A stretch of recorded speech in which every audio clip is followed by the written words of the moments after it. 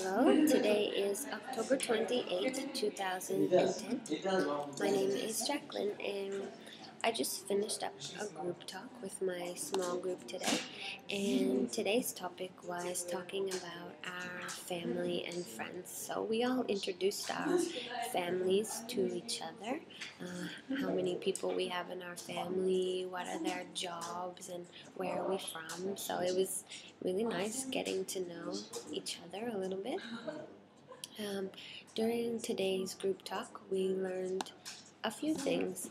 So, for example, the first thing we talked about was when using the verb to visit, we don't use the word to after. So, when we say, I want to visit a place, so I want to visit Japan. So we don't say, I want to visit to Japan. I want to visit to you. So it's just, I want to visit, and then the place or person.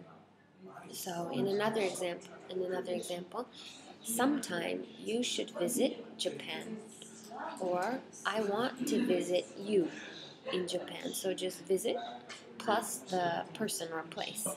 And the reason I think that this mistake is made where we use the word to in there, visit to, is because actually when we use the verb to go, like sometime you should go to Japan, this is when we use to, so to a place or to a person. So for the verb to go, you actually say to plus the person or place. So sometime you should go to Japan, or I want to go to your house. So I understand why the mistake is made, I think. So with the verb to visit, we don't say to after, we just say visit plus the place, so visit Japan.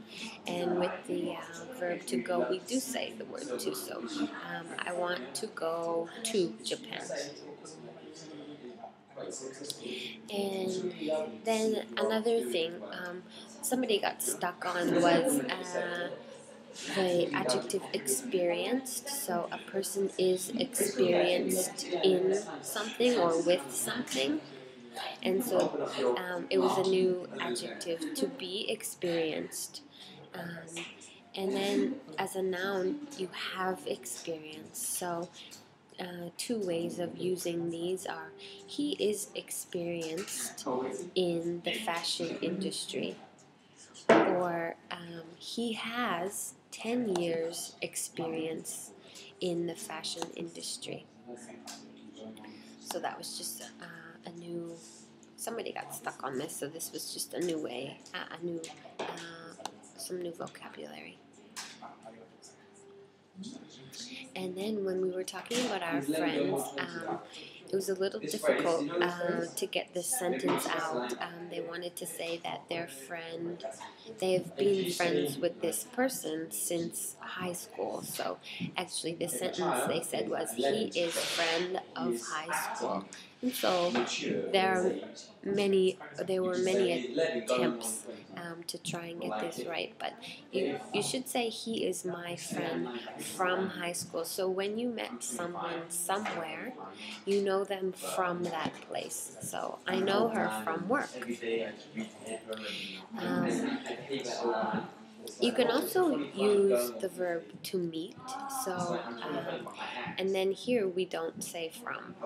So for the verb to meet, I met him in high school, or I met her at work. So we usually use in or at. But when you know someone, you met someone in a place in the past, and you know them from that place.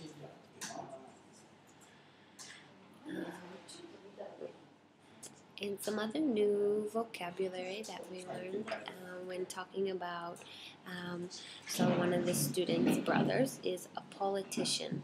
So a politician is a person who works in politics. So politics is with the government. So he's a government official.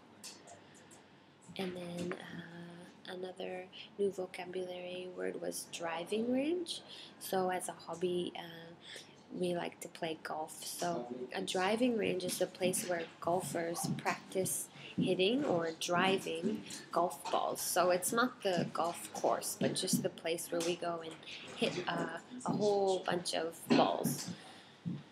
So that's the driving range, and then coming from that is the word range. So what does range actually mean? And although there are lots of meanings for the word range, but in relation to driving range, it means a big open space. Usually it means where animals are feeding or roaming. So maybe cows are in a range, or horses are on a range.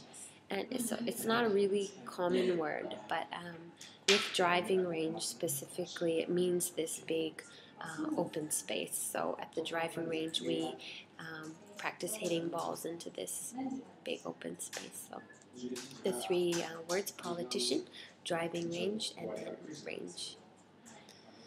Okay, so it was a fun group talk, and I hope this helps a little bit of grammar and a little bit of new vocabulary. So I hope you learned something, and I'll see you again soon.